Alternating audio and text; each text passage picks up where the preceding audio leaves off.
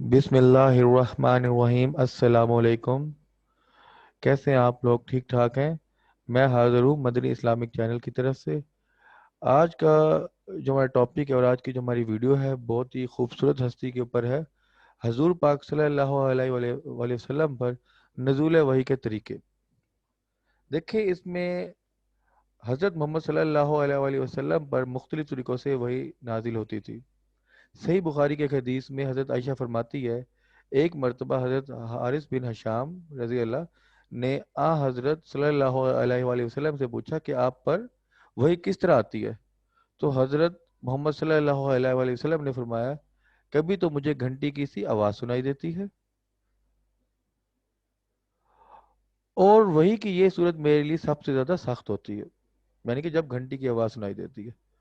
پھر جب یہ سلسلہ ختم ہوتا ہے تو کچھ اس آواز نے کہا ہوتا ہے مجھے یاد ہو چکا ہوتا ہے، یعنی کہ جب وہی آتی ہے تو حضور پاک صلی اللہ علیہ وآلہ وسلم کو گھنٹی کی آواز آتی ہے، اور وہی کہ یہ صورت حضور پاک صلی اللہ علیہ وآلہ وسلم کے لیے بہت زیادہ سخت ہوتی ہے۔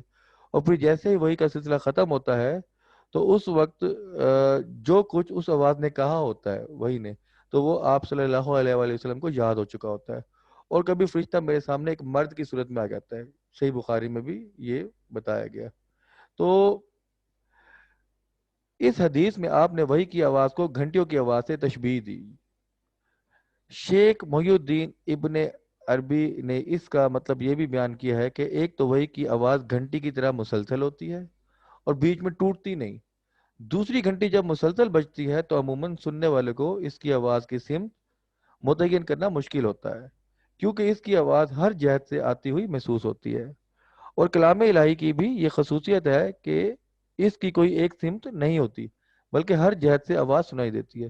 اس کیفیت کا صحیح ادراک تو بغیر مشاہدے کے ممکن نہیں، لیکن اس بات کو عام ذہنوں سے قریب کرنے کے لیے آپ نے اسے گھنٹیوں کی آواز سے تشبیہ دی۔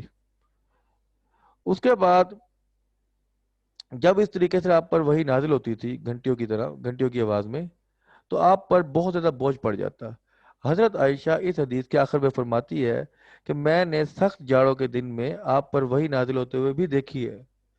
ایسی سردی میں جب وہی کا سلسلہ ختم ہوتا تو آپ کی مبارک پیشانی پسینے سے شرابور ہو چکی ہوتی۔ ایک اور روایت میں حضرت عائشہ بیان فرماتی ہیں کہ جب آپ پر وہی نازل ہوتی تو آپ کا سانس رکنے لگتا، چہرہ انور متغیر ہو کر کھجور کی شاخ کی طرح زرد پڑ جاتا، سامنے کے دان سردی سے کپ کپانے لگتے، آپ کو اتنا پسینہ آتا کہ اس کے قطرے موتیوں کی طرح ڈھلکنے لگتے۔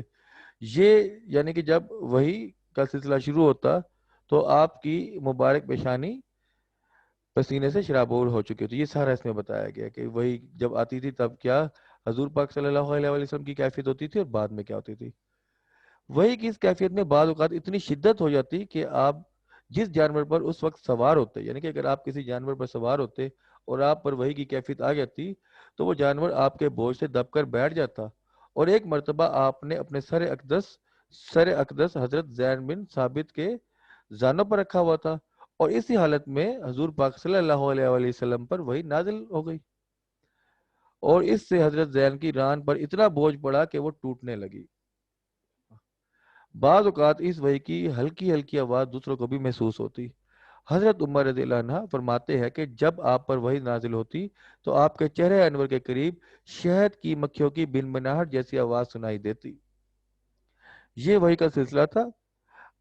اپنی اب یہاں پہ وہ مزید بتا رہے ہیں کہ وحی کی دوسری صورت یہ بھی تھی کہ فرشتہ کسی انسان کی شکل میں آپ کے پاس آ کر اللہ کا پیغام پہنچا دیتا تھا، یعنی کہ وحی کی دوسری صورت کیا تھی کہ فرشتہ آتا انسان کی شکل میں آپ صلی اللہ علیہ وآلہ وسلم کے پاس آتا اور اللہ تعالیٰ کا پیغام آپ کو پہنچا دیتا۔ ایسے مواقع پر عموماً حضرت جبرائیل علیہ السلام مشہور صحابی حضرت وحی کلبی رضی اللہ کی صورت میں تشریف لایا کرتے تھے، البتہ بعض اوقات کسی دوسری صورت میں بھی تشریف لائے ہیں۔ برکیف جب حضرت جبرائیل علیہ السلام انسانی شکل میں وحی لے کر آتے تو نزول وحی کی یہ صورت حضرت صلی اللہ علیہ وسلم کے لیے سب سے آسان ہوتی۔ تو اس ویڈیو میں نے آج وحی کے بارے میں بتایا، میں اپنی اگلی ویڈیو میں آپ سے مزید ڈسکس کروں گا کہ وحی کی تیسری صورت کیا تھی۔